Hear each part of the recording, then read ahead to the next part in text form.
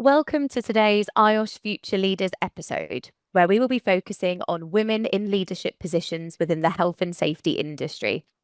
We will be delving into areas such as cultural differences, navigating new environments, and personal branding. The aim of this podcast is for listeners to walk away feeling empowered and equipped with a functional toolkit which they can use to best prepare themselves for progressing in leadership roles. Your hosts today are myself, Carly Hughes, a chartered health and safety professional and business owner of Immerse Safety, and I am joined alongside my fellow IOSH Future Leader, Nishma Mistry, Safety Strategy Manager at Transport for London and United Nations UK volunteer, helping lead projects on women's health and safety. Thanks, Carly. So today we're really excited as we're joined by Michelle Stonley, who is actually one of our vice presidents at IOSH. So thanks for joining us today, Michelle. Can we start telling our listeners a little bit about yourself and your job role, please? Hey, good morning, and thank you for the opportunity this morning. So yeah, I've been in construction and engineering all of my career. From when I left school, I joined a local council in the engineers department, and I've never worked anywhere really other than construction based. So currently work for Onward Homes. So we're a registered housing provider, which covers all sorts of different things from day-to-day repairs in properties to high-rise blocks to also projects looking after things, retrofitting and making sure that, we're future-proofing our properties to make them more insulated and warmer for our customers. That's amazing. Sounds like a brilliant journey so far. So I guess in your opinion, what are some of the challenges that you faced when you were transitioning into your leadership role in health and safety? And it'll be good to hear from your journey as well, how you overcame them. Okay, so I've been, in various roles in the construction industry. I started as an administrator in a construction depot, or DLO as they used to call it, very male orientated environment. And I started on reception, worked my way through various different departments, working for the highways division, and really got interested in listening to the operational. So I went and did my NEBOSH General in night school, which then led me on to the thirst for health and safety, and started asking more questions, speaking to my line manager, getting more involved in operational and site duties. And from there, went into a supervisory role, looking after road lining and asphalt teams on a temporary basis when people were on holiday. And then over the years, just really got more involved in safety until the company that I moved to, we were transferred on Tupi to a company called Colas Limited, and that was my first safety role in 2009. When really I got my foot on the ladder as a project safety advisor for Wirral Term Maintenance. I found it quite daunting being in such a male-orientated environment. It helped because my line manager at the time, a lovely lady called Claire, and she helped me along the road with, what qualifications, courses to do, and also mentored me through, that process. Over the years, we do have challenges, and particularly my mum as well. So getting to sites at certain times that agree with, the men can get there for 8, but if I've got to do a childcare drop somewhere, I've had to respectfully say I can't be there at that time. So it's, having as well, if you've got other things going on as an individual, it's actually having the forthrightness to say, actually I can't do that time, and don't be frightened or feel like you can't challenge the status quo and say, I've got some other things, would you mind if I come a bit later, and set your expectations and be clear.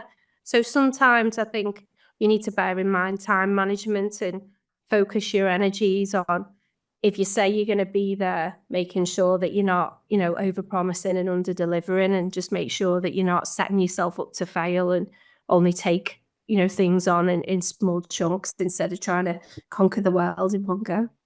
Amazing. I think there's some really useful things that you've mentioned there, Michelle, particularly about setting those clear boundaries at the start. But sometimes it can be quite daunting, especially when you're new into that team or you're new into that leadership role. You almost try to not people please, but you don't want to upset the status quo, do you? And having the confidence and the assertiveness to say, actually, no, I can't make that time, but I can do this time instead, or I can meet you a little bit later. And having the confidence to do that is really important, isn't it? Amazing. Thank you. So moving into navigating new environments. So can you explain, as a woman in health and safety leadership, how do you approach navigating new or unfamiliar work environments like the boardroom or senior management meetings? Well, I think for me, and as a member of council like you, Carly, I think preparation is key. So whenever you're going to go to a situation where it's going to be a boardroom, a meeting, whether it's going to be invited to a show or a seminar, the most important thing to do is read your briefing. So you read your briefing documents. Why are you going? What's your expectation? Making sure as well that you're aware of reading the room. Who are the key people? Who are you going to be engaging with? What makes them tick? Making sure that when you do turn up at these things, you're always smart, you're punctual, and above all, I think listening as well. So if you're going into a situation that's new for you and you maybe don't feel as confident as everybody else in the room, there's nothing wrong with listening and taking it all in. And then you come back with a more informed answer. So don't jump in to put your hand up, let the audience or, let the speakers speak, and then you'll be informed with all of your papers or your documentation or your pack, and then you can come in with an informed answer. Yeah, it's almost like making sure that you've done the prep work, if you've had a brief or if you've been provided with a brief or some information, making sure you set the time aside beforehand to actually get familiar with it and putting yourself in the best position possible in preparation for that new environment that you could be going into, perhaps. Oh, I love that. That's amazing. Thanks, Michelle. Just another question on navigating new environments. And have you found that entering new work environments required you to adjust your leadership style? And if so, how? Ooh, many times over the career. I think it's very different, as you would know in your role. It's very different being in a meeting environment to being on a site environment. And not long ago, I attended a site, and I went with one of my male colleagues, and we both went to the site. It was quite a big contractor. Went to site, everything was fine. Went through our inductions, and we proceeded to walk the site, and we were in a conversation. And my team member had introduced me as Michelle, but not my job role. So we're walking around with the site manager, and he was literally talking to my colleague and not me. And I was like, so I just carried on. And then he asked, I made a comment on something about on the site, and I said, oh, that's really good to see. It was just like drawings for whether you're going to lay some new pipe work. And I started speaking to him, and he said, oh, so what brings you here or something? He must have thought that I was like, just obviously presumed because I'm a female. And my colleague said, oh no, this is the boss. She's our group she manager. And I was like, are we still here? Are we still here? And sometimes, like saying the guy who walked around with me trailing behind them, then all of a sudden he sort of changed. And I think we've got to be ready and, well, not to expect it, but you are going to come across things like that. We are going to get those situations where we need to, call things out. The amount of times that I've been, in situations where you've asked to ask for a key to the site toilet because it's locked and then it's in someone's pocket and you've got to wait for them to all scramble around to get it and then dodge the mops as you get in. Really, we can do better. But going back to what you're asking before, any situation that you're in, it's always about just be yourself, be natural, and don't be afraid to challenge as well. We all, as females in the industry, have had those awkward moments where we don't know what to do. But I would always say, if it doesn't feel right, then it usually isn't. And you should respectfully, challenge. And if you don't feel comfortable to do it that day, always just follow up in an email. I've done that before when I've been in a situation where I've been in a contractor's office and we were the clients, and there were a few comments that were they were a bit un-PC, and I didn't feel comfortable to raise it in that forum. So again, it bothered me. I went back and then, sent an email just to call out the behavior that wasn't an expectation of mine, and I wasn't comfortable with, things that have been said. So again, it's, as a female, we've got to be prepared to call things out and stand up. And if things are said that we're not happy about, it's never going to change unless we as individuals, make a stand and say something. There's so much that you said there that I'm sitting here nodding my head to it, because just for example, having the confidence to call out unfair behavior, for example, or if you're in a situation where you're made to feel uncomfortable, sometimes it's really hard to muster up the courage, I'd say, in certain circumstances, to actually say, I'm not comfortable with this, can we move this to another time, or come to some sort of different resolution or conclusion. But it's really interesting to hear that what I took from that is it's those soft skills, and I know that's a bit of a buzzword, but it's being able to listen, being able to have the confidence to talk to people, to engage with people. But most importantly, it's about being authentic and being yourself, and how you lead that scenario, like when you were walking around the site with with one of your colleagues, and the worker said to you, what brings you here? And your colleague goes, yeah, that's my boss, that's the director. And it will, and it completely, it changes the dynamics of the situation, doesn't it? But I think that's quite a nice idea, that is, not to tell anyone your job role and see how people react to you. I think is quite an interesting one.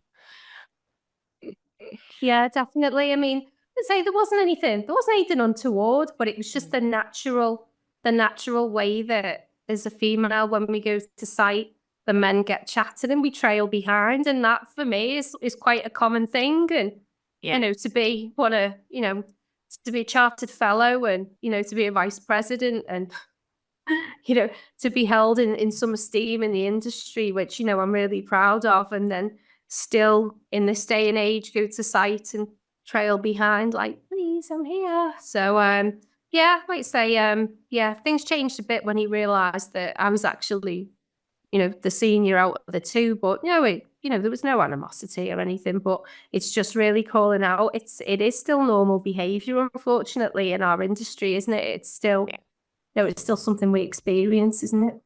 Yeah. It's definitely something that we need to work on as a collective, for sure. Nish, did you want to ask a question or move on to the next subject? Wow, there was so much in that already that we can all take away, and our listeners can take away. And thank you for sharing your personal stories around that, Michelle. And I guess moving on to personal branding. So we all talk about branding and how we put ourselves out there and what we're perceived as in the industry, especially in the health and safety industry. So it would be really good to hear from your experience, Michelle. What strategies would you recommend for building a strong and lasting personal brand in the health and safety industry? Well, I think as I'd said before, I mean, Carly mentioned it before, it's about being authentic. It's not about being somebody who you're not. I always, in my day-to-day job, in my day-to-day world, I always think manners cost nothing. One of my things is to be polite, and it's not really about brand. It's about people wanting to be with you as a person. It's people wanting to listen to you. It's people wanting to be in your company, and that comes from, you know, having, you know, respect for your fellow safety professionals. And that's nothing about, you know, sex, race, or religion. That is just about being a person. And I always just try and, you know, operate with respect and being kind.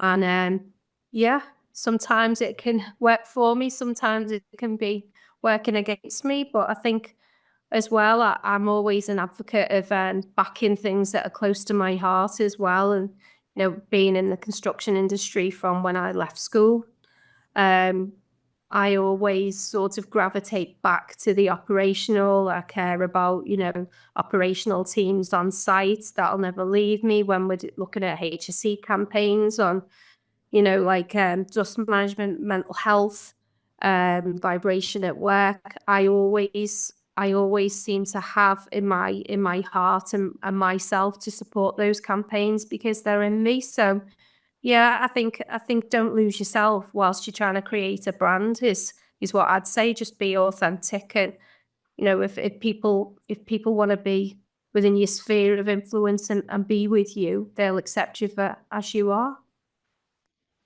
I think that's so key. And it's that trust and that respect, isn't it, that we have to build in the industry for our listeners and, you know, for our colleagues to really interact with us and be open and honest. And I think another key thing that you mentioned was about being your true, authentic self. And I think if you have that passion as you do, you will naturally attract that sort of interest and those conversations. And, you know, that can take you a long way in this industry as well.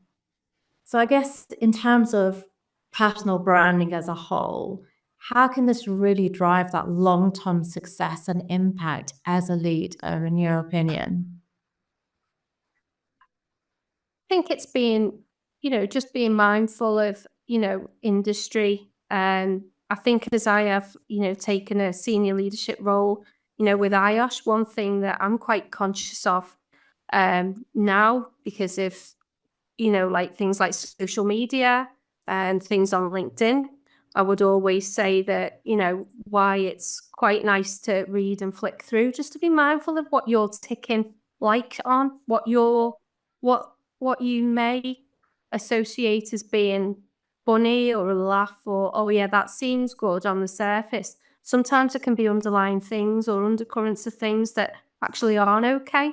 So it's really about just exercising with a little bit of restraint as you go into those senior leadership roles, and make sure that you're reading things and you're not endorsing things that you shouldn't be endorsing. Of course, stick to things that are close to your heart, you know, work with your fellow colleagues, share things where it's appropriate. But I would say also that the social media angle of things as you're going into those leadership positions is quite strong.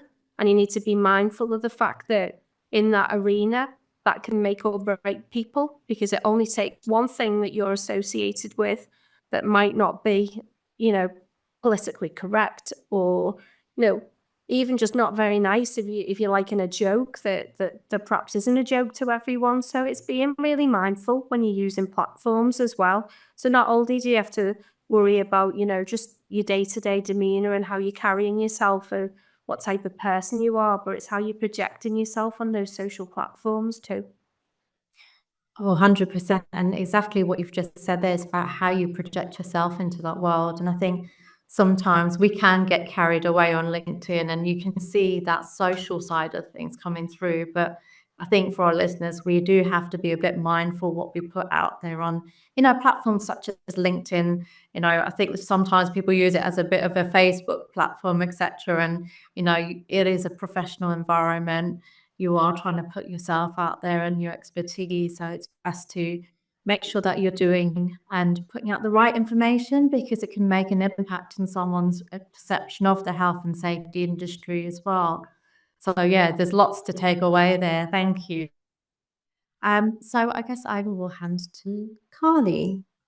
Amazing. Thank you. There's so much to take, isn't there, Nish? Like from what Michelle's saying there, I've been making notes like the whole time, and it is it is the leading by example, isn't it? Mm. Being mindful of, even if you've liked something on LinkedIn, for example, we know that then people can see that, can't they? And they almost form an opinion on you. And it could be that potentially that the social media post, for example, has been put out maybe as a joke, like you say, but it can be maybe a little bit of a sensitive topic, can't it? And you don't sometimes want to sort of jeopardize that branding that you've built for yourself. But definitely leading with respect and integrity is so important when it comes to building that branding, isn't it? I actually want to ask just another question on personal branding, if that's okay. What role does networking and visibility play in personal branding, and how can women use these to advance their careers? Well, what a question. So yeah, I'd say networking is really important. Again, pick where you're going. Don't just turn up at everything because you're getting invitations. I think there's lots and lots and lots of things we can get involved in as women in the health and safety industry. But choose what you go into. Obviously, I'm an advocate of IOSH. There's lots of groups out there. There's things that we can do with mentoring and joining different industry sector groups. There's also women in construction. There's all sorts of things. If you want to get, a personal toolkit for yourself, you can reach out to the mentoring platform on IOSH, get yourself a mentor. Yeah, I'd say go into events. I went to the Northwest Health and Safety Show, and I was feeling quite anxious ahead of it. And by the time I'd finished it, I'd made so much impact on people around me, people in the presidential team, because I was new into the role and I couldn't believe I'd actually done it. I sat in front of a lot of people, and I had a panel next to me at the HSE, and I had a guy from UCATA, and I couldn't believe I'd done it. And then I was buzzing, so I went around a lot of the stalls, and I did that old school getting cards off people, and it actually formed some really good contacts going forward from that meeting.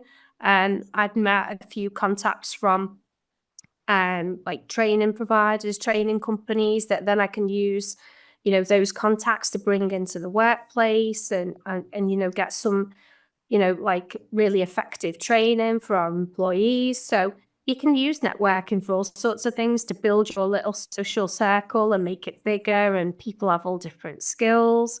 And then you can use it for business as well, whether it's things like looking at PPE, looking at new cutting edge planted equipment. So I really like the networking side of things, and I am a bit of an old schooler. I have a little stack of business cards with a hair bobble around them in my bag. And that little stack, and every now and again I think, oh, I know, I'll ring them or I'll drop them an email. So yeah, the networking, if you get invited to events, I'd always say it's a good thing to promote. And when you're there, you can always do, like a little, LinkedIn post to say that you're at those events and, promote your own, brand there. So yeah, I love them. Yeah. And I get a chance to get to any, because it's like quite busy having a full-time job and then getting to them. So yeah. And that's it. It's about, like you mentioned at the start of the episode, it's about that time management and organization, and making sure that you allocate the time to actually schedule in those events, for example. But I definitely think as well, from what you've just said there, you could see when you were telling us that you were buzzing when you did that keynote. And even though you were feeling anxious on the run up to it, which we can all relate to when we're doing something that's slightly out of our comfort zone, you were on such a high during and after it. And I'm sure it went really quickly. And you thought, God, that went so quickly, even though it was probably, sort of a long amount of time. But definitely think with that, the importance of stepping out of your comfort zone and the benefits that you gain from it is just amazing. So thank you for sharing that with us. We're going to move on now to our toolkit. So we mentioned at the start of the episode that we would love for our listeners to take away and put in their little hypothetical toolkit on how to equip women in health and safety leadership positions. So in summary, Michelle, what are your top 3 skills or qualities that you believe are essential for our listeners to successfully transition into or acquire a leadership position? Right. So yes, I've got a few for you. So you mentioned it before. My number one thing as a health and safety professional is integrity. So you will not get very far if you don't act with integrity. And that's, being in acting with integrity in the place you work, acting with integrity with your fellow health and safety professionals, and wearing that on your sleeve. That is, that is right through us as health and safety professionals. It's part of a code of conduct that we sign up to as being a professional. And without integrity, then you're in the wrong job, because you need to be able to, as a safety professional, not only hold your head up and make sure that people are, adhering to, safe systems aware, regulation, and all of that type of thing, but also having the integrity and good standing to be able to call things out when they're not right, because that is part of it as well. You can't sit on the sidelines if something's wrong, or turn a blind eye because you're a bit frightened on how it's going to be received. I mean, if I had £1 for every time I had the F-bomb when I've approached people and asked them to think about, maybe we could do this a bit safer, I'd be a rich lady. So yeah, I think integrity is the number one. And then I would say, whatever you're doing, around and about your job, your sites, or anything, I think is be polite. So polite is a word I'd use. Always, always be polite. We're fellow human beings at the end of the day, and everybody is, going about the business, earning money. If you enjoy your job along the way, great. But everybody's got other things going on outside of work, and you've got to be mindful that, when we're going about our day-to-day things, being polite is one thing that I'd expect from, anyone who I come into contact, please, thank you, good morning, good evening, and just the good grace to be nice to fellow human beings, and being polite when you're in meetings, waiting people to finish, listening instead of jumping in and talking over people. Having good manners, I think, as a safety person goes a long way, as well as, in your day world as well. And my final one is having empathy. So I'd say that I'm a person who does. Maybe sometimes I'm too empathetic. So I would say having empathy, because you will have to adjust yourself and adjust your management style depending on where you are and what situation. And we are going to be, as females in the industry, we're going to be sometimes in situations that we're not comfortable with, that might be a challenge. We might be in a situation where we're not really sure how to deal with this. So we've got to, if you just give me a minute, I'll come back to you. So it's about having empathy, understanding. And then I think if you go into any health and safety role or meeting room, and you display, the integrity, and you're polite with people, and you act with empathy as well, I think you go a long way as a female in this industry.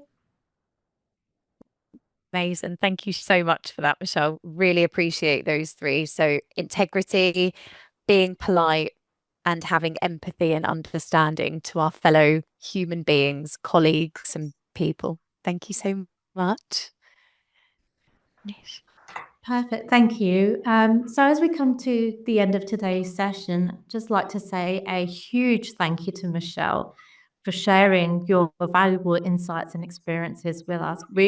I know I can speak for Carly as well, that we've both, made our notes and taken so much away just from this conversation. So we also hope that our listeners also can take away some of these new ideas, perspectives, and we bring it into our own roles and those new skills which we can add onto our own little toolkits that we'll build.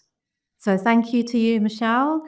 And to our listeners, we hope you enjoyed the session. Take care and stay safe.